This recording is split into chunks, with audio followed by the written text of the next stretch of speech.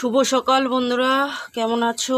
আশা করি নিশ্চয়ই সবাই খুব ভালো আছো। আমরাও কিন্তু বেশ ভালো আছি। তো দেখো, এই যে রান্না বসিয়ে দিয়েছি, বেগুন পোড়া করছি। বেগুন পোড়া হয়েও গেছে।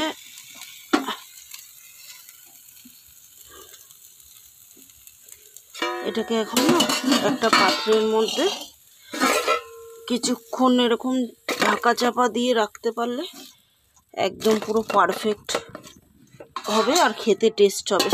স্মোকি ফ্লেভারটা যখন ঢুকে যাবে বেগুনের মধ্যে, তখন কিন্তু এটা স্বাদ বেড়ে যাবে।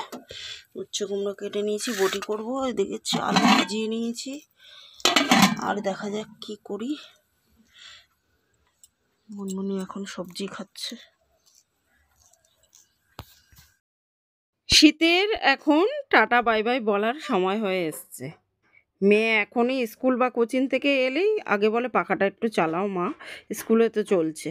ওই জন্য গরম পড়ার আগেই ঘরের আনাচে কানাচে আজকে ডিপ ক্লিনিং করে নেব।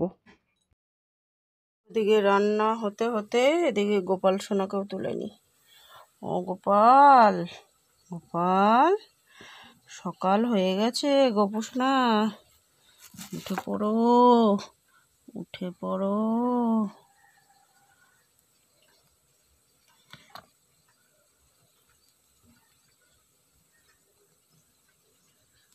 সকাল হলো তো, উঠতে হবে তো ঘুম থেকে। তো ওদিকে গোপাল সোনাকে পুজোও দিয়ে দিয়েছি দেখো। আর এদিকে হচ্ছে একটু গ্রিন টিও করে নিয়েছি সাথে। চলো, একা হাতে যদি সংসারের পুরো কাজ টাইম মতো গুছিয়ে করতে হয়, তাহলে কিন্তু কাজের ফাঁকে প্রত্যেকটা কাজ করতে হবে। ঠিক আজকে যেরকম আমি করেছি, না শুধু আজকে না, প্রত্যেক দিনই করে থাকি। আজকে একটু বেশিই করেছি, রান্নার ফাঁকে ফাঁকেও সমস্ত কাজ করে নিয়েছি। খাবা খাবা। বেগুন পোড়া হয়ে গেছে। আহা, শীতে এই বেগুন পোড়া হলে আর কি লাগে বলো। ভাত হয়ে গেছে, এদিকে হয়ে গেছে উচ্ছে কুমড়ো বটি। এই দিয়েই তো ভাত খাওয়া হয়ে যায় এক থালা।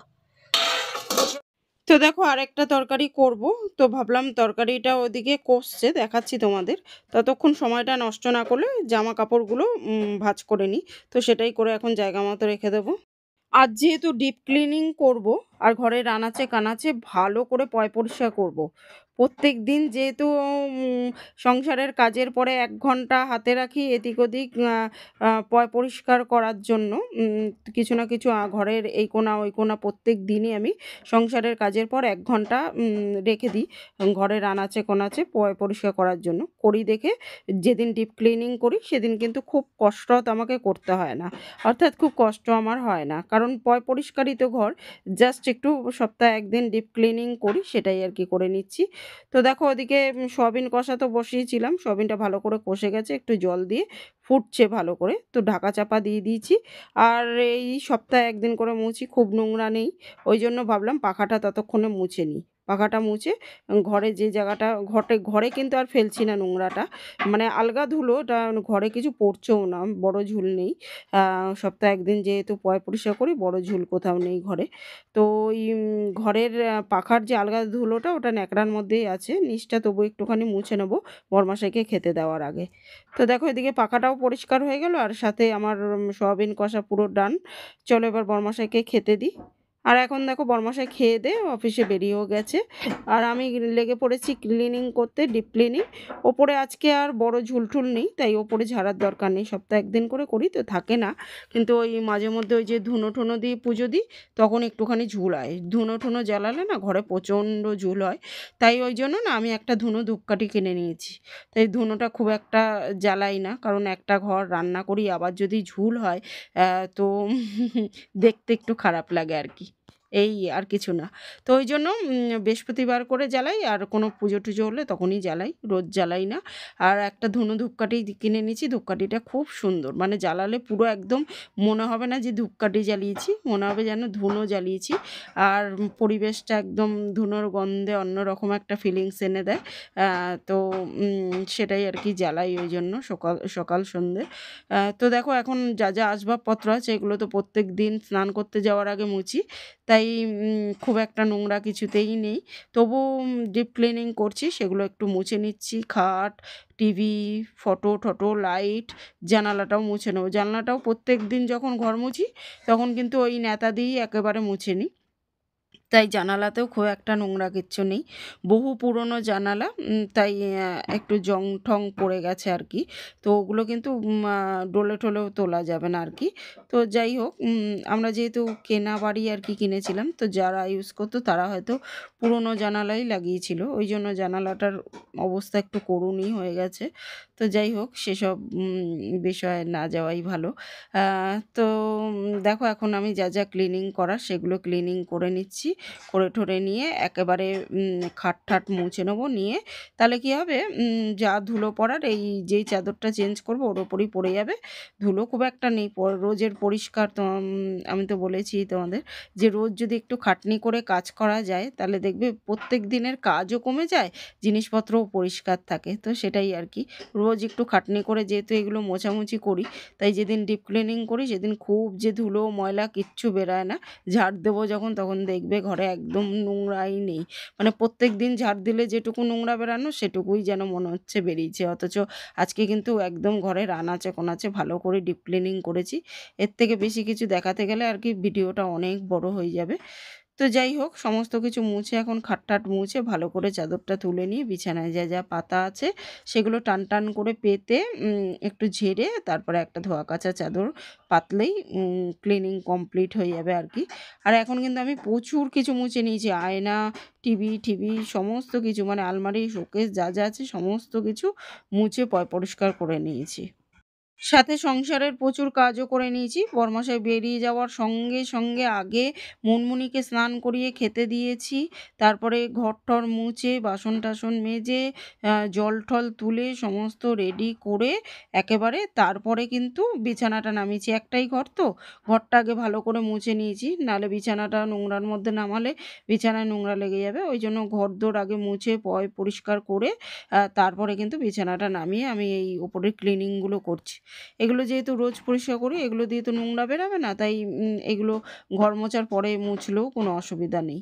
তো সেটাই আর কি করছি। এভাবে একটু বুদ্ধি করে করে কাজ করলে একা হাতে সমস্ত কাজও করা যায়, কাজগুলো গুছিয়েও হয়, টাইমের মধ্যেও করা হয়ে যায়। তো দেখো, এখন আমার যা যা মোছার ছিল সেগুলো মোছা কমপ্লিট হয়ে গেছে। এবার দেখো, চাদরটা তুলে আমি রেখে দিচ্ছি এক সাইডে। এখন পরে একেবারে ঝেড়ে ঠেড়ে ভিজিয়ে দেবো, কালকে কাচবো।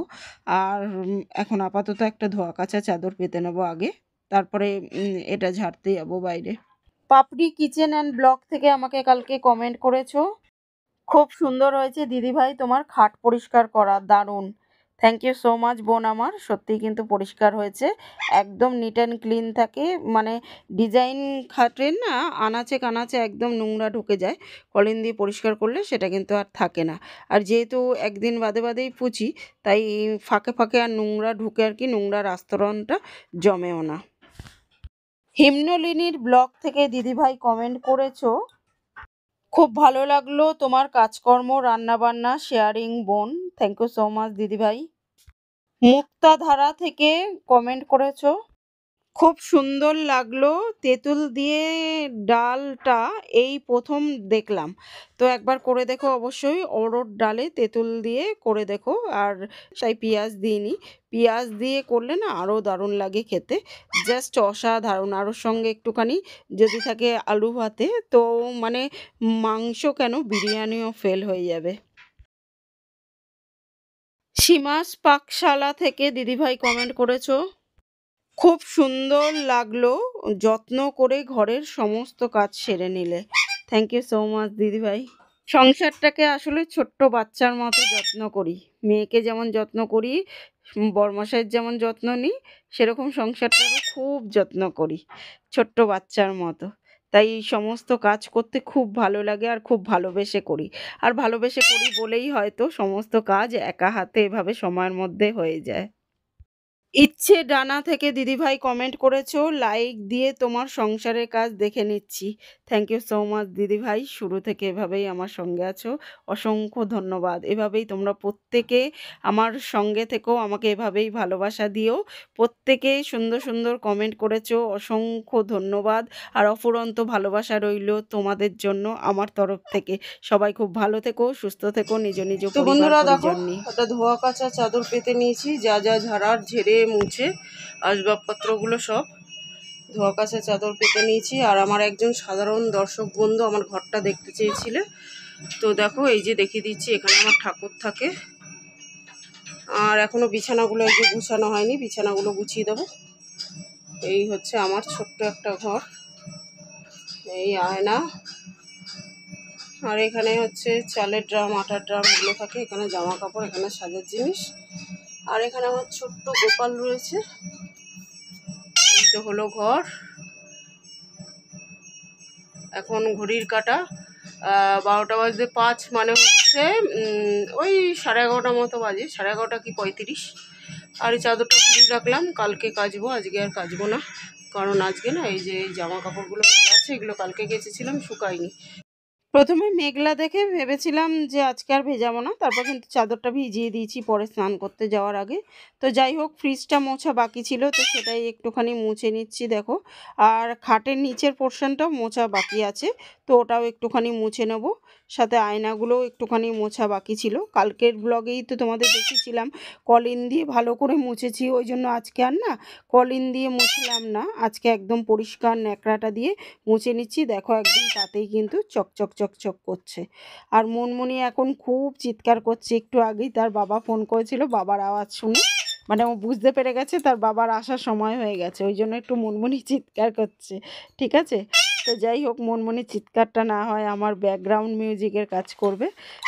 তো দেখো এখন মনমনি তো স্নান খাওয়া হয়ে গেছে, বাইরে বসেছিল এতক্ষণ, এবার আর বসবে না, ও বুঝতে পেরে গেছে খাওয়া হয়ে গেছে মানে ঘরে ঢুকতে হবে। ঘরে ঢুকে গেছে। আর ওই কোণাটা না নোংরা নেই, ওই একটুখানি দেখলাম কাগজ টাগজ পড়ে আছে, তো ওটাই একটুখানি ঝাড় দিয়ে নিলাম। আরও একবার, প্রথমে তো একবার বড়মশাই খেয়ে দিয়ে যাওয়ার পরে ঘরটা একবার মুছে নিয়েছিলাম, তারপর যেহেতু আলগা ধুলোগুলো ঝাড়লাম একটুখানি, আর কোণাটাও ঝাড় দিলাম। এখন না খাটের নিচ টিচ একদম শুয়ে পড়ে যতটা হাত ঢোকে ঢুকিয়ে ঝেড়ে নিয়েছি মানে হচ্ছে ঝাড় দিয়ে নিয়েছি আর কি, ঝাড় টাড় দিয়ে। আর এইগুলো যেহেতু সপ্তাহে একদিন করে পয়সা করি না, দেখো এই যে নোংরা তুলছি, খুব বেশি নোংরা নেই, মানে রোজ ঘর ঝাড় দিলে যেরকম নোংরা হয় ওইটুকুই আর কি। তো দেখো এই সমস্ত কিছু একদম ঝাড় টাড় দিয়ে একবারে ভালো করে আরেকবার আর কি এখন ফিনাইল টিনাইল দিয়ে মুছে পরিষ্কার করে নেব ঘরটা। আর বাইরেটাও এখন ঝাড় দিয়ে নেব, সাথে উঠোনটাও ঝাড় দিয়ে নেব। আর প্রত্যেক দিন সমস্ত কাজ দেখাতে গেলে একটা ব্লগ না একটা বই হয়ে যাবে 3 ঘন্টার। তো সেটাই আর কি, ওই জন্য কেটে ছেটে একটু দেখালাম। তো দেখো এখন ঝাড় ঠাড় দেওয়া কমপ্লিট হয়ে গেছে। আর প্রথমে যেগুলো রান্না করেছিলাম সেগুলো তো মেজে নিয়েছি, আর বরমশাই খেয়ে দিয়ে গেছে, তারপরে আরেকটা তরকারি রান্না করলাম, সেই সমস্ত বাসনগুলো না রয়ে গেছে, ওইগুলো এখন মাজবো। তো ওগুলো নিয়ে এখন দেখো বাথরুমে রেখে এলাম। আর আমার তো যেহেতু একটাই ঘরে রান্না করতে হয়, বেসিন টেসিন তো নেই, একটা বালতি রেখেছি দেখো, এই বালতিটার মধ্যে হাত ধোয়া, জল ফেলা, ফ্যান ট্যান ফেলা, তারপর সমস্ত ধোয়াঠুই করি বারবার, নালে বাথরুমে যেতে গেলে না হাত পা ভিজে যাবে, সাথে জামাটা ভিজে যাবে, ঠান্ডাও লেগে যাবে। আর আমার শরীর খারাপ হয়ে গেলে আর সংসারের লোকেদের কে দেখবে, তখন সব হজবরল হয়ে যাবে, বুঝেছো? ওই জন্য সংসারের একা হাতে যার সামলাতে হয় তাকে নিজেকে সবার আগে ঠিক রাখতে হয়, নাহলে সংসার ডুবে যাবে। সংসার একদম অন্ধকার হয়ে যাবে। ওই জন্য নিজের খেয়ালটাও, সবার খেয়াল রাখার সঙ্গে সঙ্গে নিজের খেয়ালটাও রাখি, যাতে আমার শরীরটা খারাপ না করে। আমার শরীর খারাপ হয়ে গেলে সবার আগে কিন্তু কষ্ট ওরা পাবে। তো ওই জন্য বালতির মধ্যেই সব ফেলে আবার ওই বালতিটা রান্নার পরে মেজে আর কি রেখে দিই। তো দেখো এখন ঘর ঠর মোছা হয়ে গেছে, একদম গ্যাস ট্যাস পরিষ্কার হয়ে গেছে, চকাচক, বিছানাও গুছিয়ে দিয়েছি।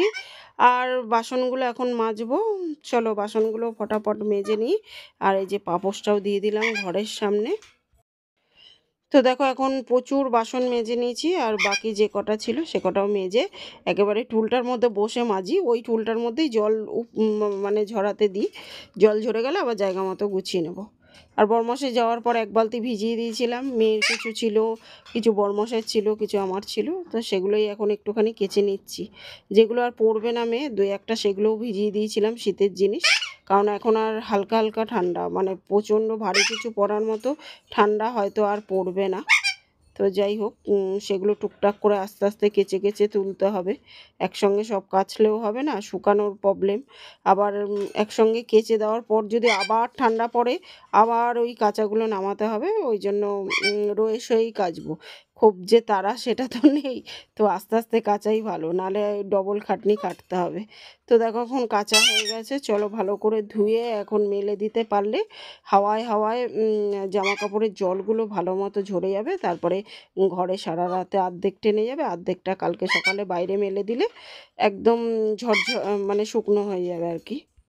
অর্নাস মম থেকে কমেন্ট করেছো, দিদিভাই তেঁতুল দিয়ে ডাল করেছো দেখে লাইক দিলাম, অসাধারণ হয়েছে, মজা করলাম দিদিভাই। থ্যাংক ইউ সো মাচ বোন আমার, এত সুন্দর একটা কমেন্ট করার জন্য। দিদিভাইয়ের সঙ্গে মজা করতে পারো, মনের কথা বলতে পারো, সব করতে পারো, সেই সমস্ত অধিকার তোমাদের আছে। কবিতার খাতা থেকে কমেন্ট করেছো, দিদিভাই তোমার কথাগুলো শুনতে শুনতে সমস্ত কাজ করা দারুণ লাগলো। থ্যাংক ইউ সো মাচ দিদিভাই এত সুন্দর একটা কমেন্ট করার জন্য। আর মুনমুনি কি চিৎকার করছে দেখেছো তো তোমরা, আমার আওয়াজ শুনতে পাচ্ছ কিনা আমি জানি না।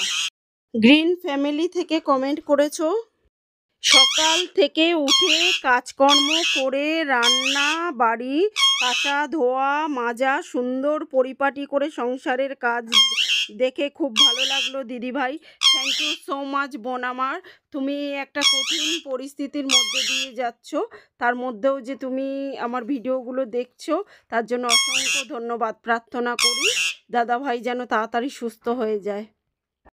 সংসারের অনেক কাজ করেছি, সমস্ত আনাচে কানাচে পরিষ্কার করে ঝকঝকে তকতকে করে দিয়েছি। এখন একটু নিজের যত্নেরও দরকার আছে, তাই স্নান করতে যাওয়ার আগে একটা ফেস প্যাক মেখে নিয়েছিলাম। ওই ফেস প্যাকটা একটু আলতো করে জল দিয়ে এখন একটু ভালো করে ডোলে জল দিয়ে ধুয়ে নিলে একদম স্কিন কেয়ার কমপ্লিট। চলো এখন ভালো করে স্নান টান করে তারপরে পুজো টুজো দেবো, দিয়ে একেবারে লাঞ্চ টাঞ্চ করে সন্ধেবেলা তোমাদের সঙ্গে দেখা হবে। শুভ সন্ধ্যা বন্ধুরা, সন্ধে টন্ধে দিয়ে এখন অনেকটা টাইম হয়ে গেছে। আর এখন আমি দেখো সকালবেলা তো সময় ছিল না বালিশের ওয়ারগুলো ভরানোর, তো এখন সেটাই করছি, বালিশের ওয়ারগুলো ভরিয়ে নিচ্ছি। কারণ সকালবেলা প্রচুর কাজ ছিল, প্রচুর কাজ। এই সমস্ত করতে গেলে টাইম মতো মেয়েকে আর শাশুড়িমাকে খেতে দিতে হয়, তো একটু দেরি হয়ে যাবে ওদের খেতে। আমি দেরি করে খেলে অসুবিধা নেই, ওরা তো ওদের টাইম মতো খাওয়াই যেহেতু ওদের দেরি হয়ে যেত, ওই জন্য এই কাজগুলো বিকালেই করছি।